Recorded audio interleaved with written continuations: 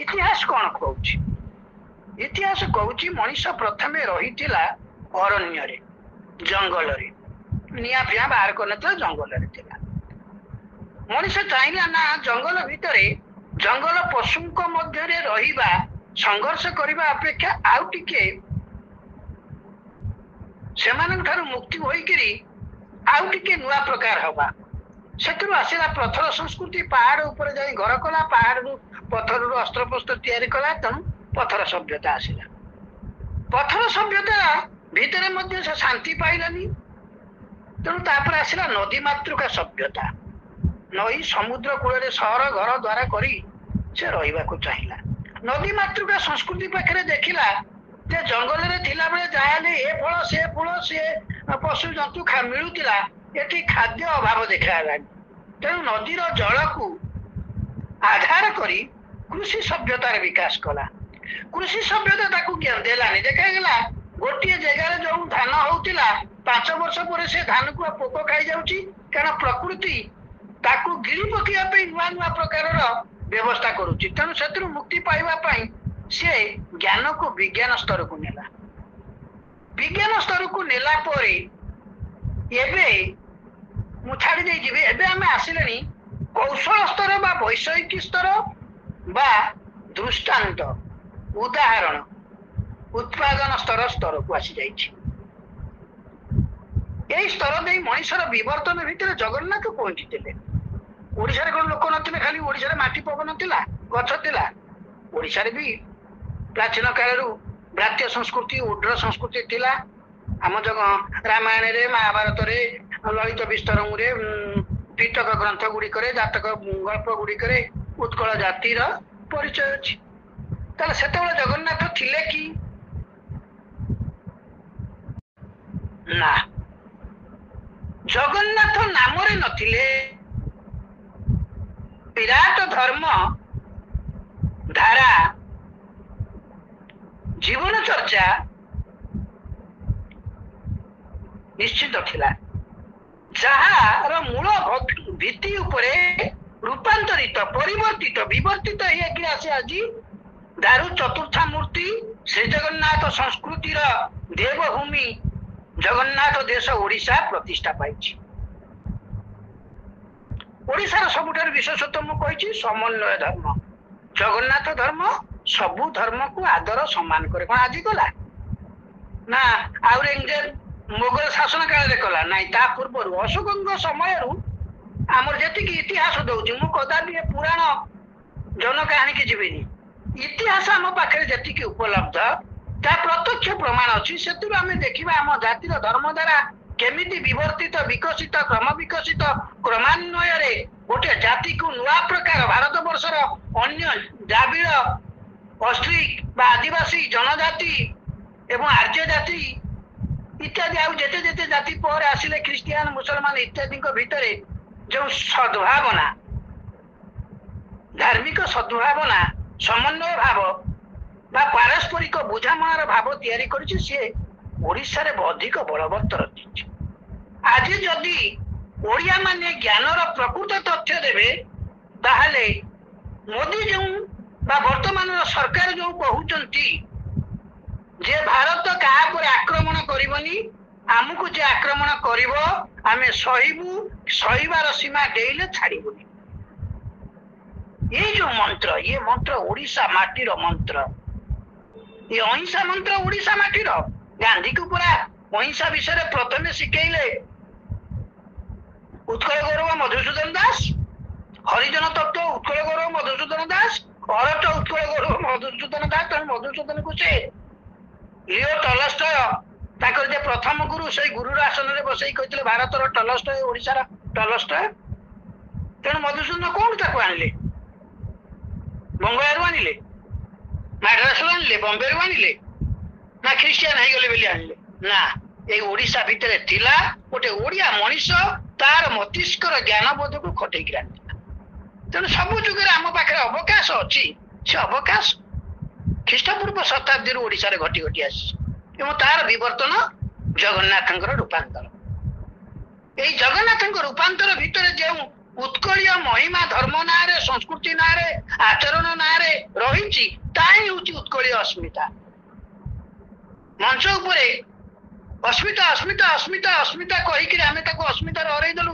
ତାର ଅସ୍ମିତା ନଥିଲା, ସେ ସେଠୁ ଆଇଥିଲା, ଏଠୁ ଯାଇଥିଲା, ଏଗୁଡାକ କହିଲେ ଅସ୍ମିତା ଆସେନି।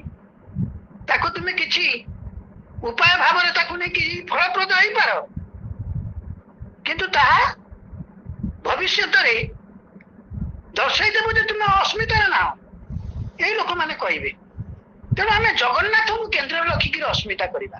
ଆମ ଶିକ୍ଷା, ଆମ ବିଜ୍ଞାନ, ଆମ ବେଶ ଧାରା, ଆମ ପାଠ ଧାରା ସବୁ ଫୁଲ ତୋଳି ଦେଇକିରି ଗାମୁଛା ପିନ୍ଧିକିରି ବିଶ୍ୱବିଦ୍ୟାଳୟ ମାନଙ୍କରେ 10ଟା ବେଳକୁ 4ଟା ଭିତରେ ଲକ୍ଷ ଲକ୍ଷ କୋଟି କୋଟି ଟଙ୍କା ମାରିବା ଜଗନ୍ନାଥଙ୍କୁ ପୂଜା କରି ମନ୍ଦିର କରିଦେବାରେ ନଥାଏ। ଥାଏ ଜଗନ୍ନାଥଙ୍କୁ ବୁଝିଲା ଭଳି ଗୋଟେ ଫିଜିକ୍ସ ପିଲା ଯଦି ବଙ୍ଗଳାରୁ ଆସିଥିବ ସେ କେମିତି ବୁଝିବ, ସାହସର ସହିତ କହିବ ଜଗନ୍ନାଥଙ୍କୁ ପଥର ମୂର୍ତ୍ତିରେ କର ନାହିଁ। ଆମେ ତାହା କରିପାରିନି। ଇଏ ହଉଛି ଆମର ଦୁର୍ଭାଗ୍ୟ। ବର୍ତ୍ତମାନ ଆସିବା କାହିଁକି? ଖ୍ରୀଷ୍ଟପୂର୍ବ 7ମ ଶତାବ୍ଦୀରେ ବୈଦିକ ସଭ୍ୟତା କାଳରେ ଓଡ଼ିଶାରେ ବେଦକୁ ଅସ୍ୱୀକାର କରିବା ଓ ବେଦରୁ ସାର ଧର୍ମ ଗ୍ରହଣ କରି ପ୍ରାକୃତିକ ପ୍ରକୃତି ସହିତ ସମନ୍ୱୟ ରକ୍ଷା କରି ଜୀବନ ବଞ୍ଚିବା ଉପରେ ଜୈନ ଧର୍ମର ବିକାଶ ଘଟିଥିଲା। ଜୈନ ଧର୍ମ ଅନ୍ୟ କ୍ଷେତ୍ରରେ ଶାନ୍ତି, ପ୍ରାଣୀ ହତ୍ୟା, ବେଦକୁ ଅସ୍ୱୀକାର କରିବା ପାଇଁ ବିକଶିତ ହେଲା ବେଳେ ଖ୍ରୀଷ୍ଟପୂର୍ବ 6ଠ 7ମ ଶତାବ୍ଦୀ ବେଳକୁ ସୁରବନାଥଙ୍କୁ ଜିନନାଥ ଭାବରେ ଗ୍ରହଣ କରି ତାଙ୍କ ମୂର୍ତ୍ତିକୁ ଏକ ପ୍ରତୀକ ଭାବରେ ବିଚାର କରି ଜୈନ ମାନେ ପ୍ରତୀକ ପୂଜା କରୁନଥିଲେ, ପ୍ରତିମା ପୂଜା କରୁନଥିଲେ। ପ୍ରଥମେ ଓଡ଼ିଶାରେ ପୂଜା ହେଲେ ଏବଂ ତାଙ୍କ ପାର୍ଶ୍ୱରେ ମହାବୀର ରହିଲେ, ସୁରବନାଥ ଦେବତା ଭାବରେ ପୂଜିତ ହେଲେ ଏବଂ ଏଇଠୁ ଆସିଲା ଓଡ଼ିଶାରେ ଜୈନ ଧର୍ମ। କରକଣ୍ଡୁ ମହାରାଜା କରକଣ୍ଡୁଙ୍କ ସମୟରେ ଏକ ନୂଆ ରୂପ ଗ୍ରହଣ କଲା। ବୈଦିକ ସଂସ୍କୃତିରୁ ଅଣାଗଲା କର୍ତ୍ତବ୍ୟ, ସତ୍ୟନିଷ୍ଠା ଓ ପ୍ରକୃତିକୁ ଆରାଧନା କରିବା। ଜୈନ ଧର୍ମରୁ ନିଆଗଲା ମୋହଶୂନ୍ୟ ହେବା, ସମସ୍ତଙ୍କୁ ସମାନ ଦୃଷ୍ଟିରେ ଦେଖିବା, ସମସ୍ତଙ୍କୁ ଜଗତର ଅଂଶ ଭାବରେ ମାନି ନେବା। ଇଏ ଓଡ଼ିଶାରେ ଜୈନ ଧର୍ମର ନୂଆ ତତ୍ତ୍ୱ, ଯେଉଁଥିରେ ଜୈନ ତ୍ରିରତ୍ନ ତ୍ରିପିଟକର ବିକାଶ ଘଟିଲା। ତାହେଲେ ଚିନ୍ତା କର, ଏଇଠି ଗୋଟିଏ ଶବ୍ଦ କବି ଆଗକୁ ଯିବିନି, ଆଉ ଅଧିକ କହିବିନି। ମହର୍ଷି କରକଣ୍ଡୁ, ଯାହାକୁ ମାର୍କଣ୍ଡେୟଙ୍କ ସମକାଳୀନ କୁହାଯାଏ। ମାର୍କଣ୍ଡେୟ ଋଷି କଳ୍ପବଟ ପାଖରେ ରୋହିଣୀ କୁଣ୍ଡରେ ଯୋଉ ବର୍ଣ୍ଣନା ଆମର ଅଛି, ନାରଦ ପୁରାଣ, ବ୍ରହ୍ମ ପୁରାଣ କିମ୍ବା ଆମର ଯୋଉ ସ୍କନ୍ଦ ପୁରାଣ, ଏଥିରେ ଯୋଡ଼ି ଦିଆଗଲା। ପୁରାଣ ଗୁଡ଼ିକ କାହାଣୀ ହେଇଯାଏ, ତତ୍ତ୍ୱକୁ ଦୃଷ୍ଟାନ୍ତ, ବିଶ୍ୱାସ ଯୋଗ୍ୟ, ଅନ୍ୟ ଦ୍ୱାରା ଗ୍ରାହ୍ୟ ଯୋଗ୍ୟ କରିବା ପାଇଁ କେତେ ଗୁଡ଼ିଏ କାହାଣୀ ଚରିତ୍ରର ସମାବେଶ କରି ଆସେ, ଲୀଳାକାରକ କରିଦିଏ। ଲୀଳା ଭିତରେ ଯୋଉ ତାତ୍ପର୍ଯ୍ୟଟି ଥିଲା ସେ ମାର୍କଣ୍ଡେୟଙ୍କ ପାଖରେ ଥିଲା, ପରବର୍ତ୍ତୀ କାଳରେ ରୂପାନ୍ତରିତ ହେଇଛି। କେବେ ହେଇଛି କହିବି। ତାପରେ ଆସ, ଯେତେବେଳେ ଜୈନ ଧର୍ମ ଏବଂ ବୌଦ୍ଧ ଧର୍ମ ଭିତରେ ସମନ୍ୱୟ ସ୍ଥାପିତ ହେଲା ମହାବୀରଙ୍କ ମାଧ୍ୟମରେ, ମୃତ୍ୟୁ ପୂର୍ବରୁ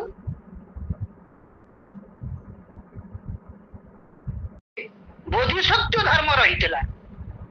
ଆସିନଥାନ୍ତି ଅହିଂସାକୁ ଦେଖିଥିବା ବୁଦ୍ଧଦେବ। ବୁଦ୍ଧଦେବ ଯେତେବେଳେ ଆସିଲେ, ବୌଦ୍ଧ ଧର୍ମ ପ୍ରଚାର କଲେ, ସଂଘଂ ଶରଣଂ ଧର୍ମଂ ଶରଣଂ ବୁଦ୍ଧଂ ଶରଣଂ। ଏଠି ବୁଦ୍ଧ କହିଲେ ଗୌତମ ଭଗବାନ, ମତେ ମୁଁ ତାଙ୍କ ଶରଣରେ ଯିବିନି। ଯିଏ ଜ୍ଞାନୀ, ଯିଏ ସର୍ବଦର୍ଶୀ, ଯିଏ ସମଦର୍ଶୀ, ଯିଏ ସମବୋଧି, ଯିଏ ସମଲକ୍ଷଣୀ, ସେଇମାନେ ହଉଛନ୍ତି ଜ୍ଞାନୀ ବା ବୁଦ୍ଧ। ସେଇ ବୁଦ୍ଧ ମାନଙ୍କୁ, ଜ୍ଞାନୀ ମାନଙ୍କୁ ତମେ ଗ୍ରହଣ କର। ଏବେ ଯଦି ପ୍ରଦୀପ କୌଣସିରେ ଗୋଟେ ନୂଆ ଜିନିଷ 1061 ଟିକେ ଆସିଯିବା ଅଶୋକଙ୍କ ସମୟ। ଅଶୋକ ଥିଲେ ଜଣେ ଶୈବ ଧର୍ମ ଅବଲମ୍ବୀ, ମତମୟୂର ଇତ୍ୟାଦି ଇତ୍ୟାଦି ଯୋଉ ଶୈବ ସମ୍ପ୍ରଦାୟ ଅଛନ୍ତି, ତା ଭିତରୁ ସବୁଠାରୁ ରୁକ୍ଷ ସମ୍ପ୍ରଦାୟ ଶୈବ ଧର୍ମର ସେ ଥିଲେ ପୂଜକ। ସେଥିପାଇଁ ସେ ଚଣ୍ଡାଶୋକ, ସେ ଚଣ୍ଡୀଙ୍କ ସହିତ କଥାବାର୍ତ୍ତା କରୁଥିଲେ, ଚଣ୍ଡ ହେଇଯାଉଥିଲେ। ସନ୍ଧାନ ଶିବ ତାଙ୍କର ଥିଲା ଆରାଧ୍ୟ ଦେବତା। ସେ ଯେତେବେଳେ ଓଡିଶାକୁ ଆସି ଓଡିଶା ଆକ୍ରମଣ କଲେ, ଧଉଳି ଜଉଗଡ ଶିଳାଲେଖର 17 ଆଉ 13 ସ୍ତମ୍ଭରେ ଯାଇକିରି ଦେଖିବ କଣ ଲେଖା ହେଇଛି ସେଠି। ସବୁ କିଛି ଦବା ପାଇଁ ଯାଉନି, ସେଇଠି ଓଡିଆରେ ତାକୁ କହିଦଉଛି, ପାଲି ଭାଷାରେ ଲେଖା ହେଇଛି ବ୍ରାହ୍ମୀ ଲିପିରେ। ସେଠି ସେ କହୁଛନ୍ତି ବର୍ଷି ରାଜା, ମୁଁ ନିଜର ବୃକ୍ଷ ପ୍ରବୃତ୍ତିକୁ ବଦଳେଇ ଦେଇଛି। କି ବ୍ରାହ୍ମଣ, କି ବନଚର, କି ଶୂଦ୍ର, କି କ୍ଷତ୍ରିୟ, କି ନାରୀ, କି ବାଳକ, କି ପୁରୁଷ, କି ସ୍ୱଦେଶୀ, କି ଅନ୍ୟ ଦେଶୀ, ଅନ୍ୟାନ୍ତରୀ ମାନେ ଅନ୍ୟ ରାଜ୍ୟର, ଇଏ ସମସ୍ତେ ମୋର ପ୍ରିୟ ପ୍ରଜା, ପ୍ରିୟଜନ, ପ୍ରିୟ ମଣିଷ। ସମସ୍ତଙ୍କୁ ସମାନ ଦୃଷ୍ଟିରେ ମୁଁ ସମଦର୍ଶୀ ହେଇ ଦେଖିବି। ଦେଖ ସମନ୍ୱୟଟି କେମିତି ଆସିଗଲା। ଯେଉଁ ସମ୍ରାଟ ଆକ୍ରମଣ ଉପରେ, ସାମ୍ରାଜ୍ୟବାଦର ବିସ୍ତାର ଉପରେ ଯେଉଁ ବ୍ୟକ୍ତିଟି ନିଜ ଶାସନତନ୍ତ୍ରର ମାନସିକତାକୁ ଶିବଙ୍କୁ ଧର୍ମ ଧାରାରେ ରଖି ଏକ ଉଗ୍ର ଆକ୍ରମଣକାରୀ ବ୍ୟବସ୍ଥା ତିଆରି କରିଥିଲା, ସେ ବଦଳି ଯାଇକରି ସମନ୍ୱୟ ଧର୍ମକୁ ଆସୁଛି। ଆମେ ଏଠି ତାକୁ କାହାଣୀ କଲୁ କଣ, ଉପଗୁପ୍ତ ଆସିଲେ କହିଲେ ହିଂସା ତରବାରୀର ଜୟ ନୁହେଁ, ମଣିଷ ଉଦ୍ଧାର ଯେ, ଗୁଡିକ ସବୁ କାହାଣୀ ହେଲା। କିନ୍ତୁ ସତ୍ୟଟି ହେଉଛି ଯେ ସିଏ ସମସ୍ତଙ୍କୁ ସମାନ ଦୃଷ୍ଟିରେ ଦେଖିଲେ ପ୍ରିୟଦର୍ଶୀ ରାଜା ହେବେ, ଏକଥା ତାଙ୍କ ମନ ଭିତରକୁ ଆସିଲା। ଆକ୍ରମଣ ନୁହେଁ, ଆକୁ କିଏ ଶିଖେଇଲା? ଓଡିଶାରେ ଯୋଉ ଜୈନ ଧର୍ମ ଆଉ ବୌଦ୍ଧ ଧର୍ମର ସମନ୍ୱୟ ସାଧିତ ସେ ସମୟରେ ଘଟୁଥିଲା, ତାହା ଘଟେଇଲା। ଯାହାର ପରିଣାମ ତାପରେ ଆମେ ପଳେଇ ଆସିବା ଖାରବେଳଙ୍କ ପାଖକୁ। ଖାରବେଳଙ୍କର ସପ୍ତମ ଧାଡି ଏବେ ବି ହାତୀଗୁମ୍ଫା ଶିଳାଲେଖରେ ଅଛି, ପଢିଦବ କି ଜାଣିବ, ଦେଖିବ, ନହେଲେ ଓଡିଆରେ ବି ରୂପାନ୍ତରିତ ହେଲାଣି ଦେଖିବ। ସେଇ 7 ଧାଡିରେ ମଧ୍ୟ ସେ ଲେଖା ଯାଇଛି, କେବଳ ଜୈନ ମନ୍ଦିର ଜୈନ ସନ୍ନ୍ୟାସୀ ନୁହନ୍ତି, କେବଳ ବୁଦ୍ଧ ସଂଘ ଧର୍ମର ଶରଣକାରୀ ବ୍ୟକ୍ତି ବା ଗୋଷ୍ଠୀ ନୁହନ୍ତି। ଶରଣ ଶବ୍ଦ ଟିକେ ମନେ ରଖ, ତ୍ରାହିମାଂ ଜଗନ୍ନାଥ ଶରଣ। ଜଗନ୍ନାଥଙ୍କ ଧର୍ମ ଧାରାରେ ବୌଦ୍ଧ ଧର୍ମର ଶରଣ ଶବ୍ଦଟି ସବୁଠାରୁ ଅଧିକ ଆଧ୍ୟାତ୍ମିକ ତତ୍ତ୍ୱ ପରିଭାଷା ଭାବରେ ରହିଛି। ତେଣୁ ଜଗନ୍ନାଥଙ୍କ ପାଖରେ ହାତ ଟେକି ଦେଇ ସମସ୍ତେ ଶରଣ ପଶନ୍ତି। ବିନ୍ଦୁ ହେଉଛି ବୌଦ୍ଧ ଧର୍ମର ଆଚରଣରେ କୋଉଠୁ ଯାଇଛି ନା ଓଡିଶାର ବୌଦ୍ଧ ଧର୍ମର ଯୋଉ ସମନ୍ୱୟ ବୋଧ ସେ ସେଥିରେ ମିଶେଇଛି। ଏଠି ସେ କହୁଛନ୍ତି ସବୁ ମନ୍ଦିରକୁ ସମାନ ଦୃଷ୍ଟିରେ ବିକଶିତ କରି ପ୍ରତ୍ୟେକ ମଣିଷ ଭିତରେ ବିଶ୍ୱାସ, ଭଲ ପାଇବା, ଶ୍ରଦ୍ଧା, ମମତା, ଦୟା, କ୍ଷମା, କରୁଣା 9 ପ୍ରକାର ଗୁଣକୁ ଦେଖିଲେ ରାଜା ଶାନ୍ତି ପାଇବେ। ଅର୍ଥାତ୍ ମୁଁ ରାଜା ହେଲେ ମୁଁ ଶାନ୍ତି ପାଇବିନି, ଯଦି ମୋର ପ୍ରତ୍ୟେକ ପ୍ରଜା ଭିତରେ ଏଇ ଗୁଣ ଦେଖିବି ଏବଂ ସେମାନେ ଶାନ୍ତିରେ ବିକାଶରେ ଅଛନ୍ତି, ପରସ୍ପର ବୁଝାମଣାରେ ଅଛନ୍ତି, ତାହେଲେ ମୁଁ ଶାନ୍ତି ପାଇବି। ତେଣୁ ସବୁ ଦେଉଳ ନିର୍ମାଣ ପାଇଁ ସେ ଗୁରୁତ୍ୱ ଦେଲେ। ଶୈବ ଧର୍ମର ଦେଲେ, ବୌଦ୍ଧର ଦେଲେ, ବୈଦିକ ସନାତନ ଧର୍ମର ଦେଲେ, ସବୁର ଦେଲେ।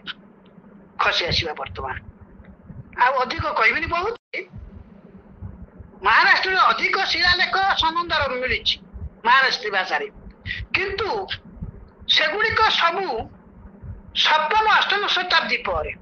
କିନ୍ତୁ ଓଡିଶା ହେଉଛି ଭାରତ ବର୍ଷର ଏକମାତ୍ର ଦେଶ ଭୂଖଣ୍ଡ ଯେଉଁଠି ଖ୍ରୀଷ୍ଟପୂର୍ବ ଶତାବ୍ଦୀର ଶିଳାଲେଖ ମାନେ ଏବେ ଇତିହାସକୁ ପ୍ରମାଣ କରି ଲିଖିତ ରୂପରେ ରହିଛନ୍ତି। ଆମର କଳ୍ପନା କିମ୍ବଦନ୍ତୀ ଆବଶ୍ୟକ ନାହିଁ।